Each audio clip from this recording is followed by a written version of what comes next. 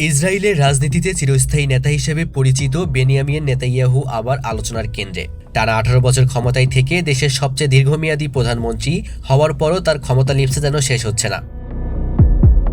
বিশ্লেষকদের মতে, ইসরায়েলের বর্তমান অস্থির রাজনৈতিক পরিস্থিতি, গাজার যুদ্ধবিধ্বস্ত বাস্তবতা, এমনকি আন্তর্জাতিক নিন্দাও নেতানিয়াহুর রাজনৈতিক উচ্চাকাঙ্ক্ষাকে থামাতে পারছেন না। তিনি নিজের নেতৃত্বে আরও শক্তভাবে সরকার পরিচালনার স্বপ্ন দেখছেন, এমনকি যুদ্ধ ও সংকটকে ব্যবহার করছেন রাজনৈতিক অবস্থান মজবুত করার হাতিয়ার হিসেবে। গাজার ভয়াবহ ধ্বংসযজ্ঞ, হাজারো নিরপরাধ মানুষের মৃত্যু আর ইসরায়েলি সেনাদের ক্রমাগত আগ্রাসনের মধ্যেও নেতানিয়াহুর মুখে যুদ্ধের জয়গান। আন্তর্জাতিক গণমাধ্যমের মতে, যুদ্ধবিরতির আহ্বান উপেক্ষা করে তিনি সামরিক অভিযান চালিয়ে যাচ্ছেন কেবল নিজের রাজনৈতিক ভবিষ্যৎ রক্ষার জন্য। ইসরায়েলি সমাজের অনেকেই এখন তার বিরুদ্ধে ক্ষোভে ফুঁসছে।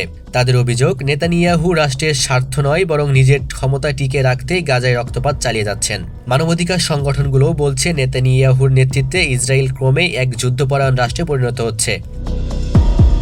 অন্যদিকে দেশের ভেতরেই উঠছে বিরোধের ঝড়।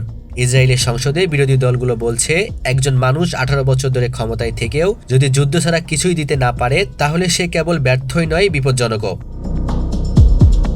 সম্প্রতি দেশজুড়ে নেতানিয়াহু বিরোধী বিক্ষোভে রাস্তায় নেমেছে হাজারো নাগরিক, যারা শান্তি ও পরিবর্তনের দাবি জানাচ্ছে।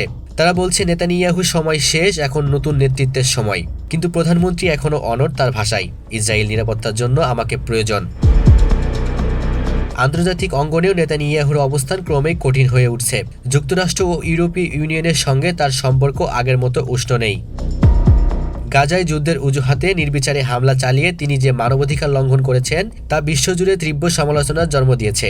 কিন্তু নেতানিয়াহু যেন এসবের পরোয়াই করছেন না, বরং তিনি আরও কঠোর অবস্থান নিয়ে বিশ্ববাসীর সামনে দাঁড়াচ্ছেন, যা তার ব্যক্তিত্বকে একনায়কোচিত রূপে তুলে ধরছে। রাজনৈতিক বিশ্লেষকরা বলছেন, নেতানিয়াহুর ক্ষমতার লোভ এখন কেবল রাজনৈতিক নয়, মানসিকও। এত বছর ধরে ক্ষমতায় থেকে তিনি এমন এক অবস্থানে পৌঁছেছেন যেখানে রাষ্ট্র ও ব্যক্তিগত আকাঙ্ক্ষার সীমারেখা মুছে গেছে। তার কাছে ক্ষমতায় যেন অস্তিত্ব, আর গাজায় যুদ্ধের আগুনই যেন তার অস্তিত্ব টিকিয়ে রাখার উপায়। ইসরায়েলের জনগণ ক্লান্ত, কিন্তু নেতানিয়াহুর এখনও থামতে চান না। এ যেন ক্ষমতার নেশায় অন্ধ এক নেতার কাহিনী। 18 বছর ক্ষমতায় থেকেও বেনিয়ামিন নেতানিয়াহুর খায়েশ এখনও মেটেনি। যুদ্ধ, রাজনীতি, কৌশল সবই যেন তার হাতের খেলনা মাত্র। কিন্তু ইতিহাস সাক্ষী, যারা নিজেদের ক্ষমতার লোভে রাষ্ট্রকে রক্তে ভাসিয়েছে, তাদের পরিণতি কখনোই সুখকর হয়নি। সময়ই বলে দিবে নেতানিয়াহুর পরিণতি কি দাঁড়ায়। তিনি কি সত্যি ইসরায়েলকে সুরক্ষা দিবেন, নাকি নিজের অমিত ক্ষমতা লিপ্সার কারণে দেশটিকে আরও গভীর অন্ধকারে ঠেলে দিবেন?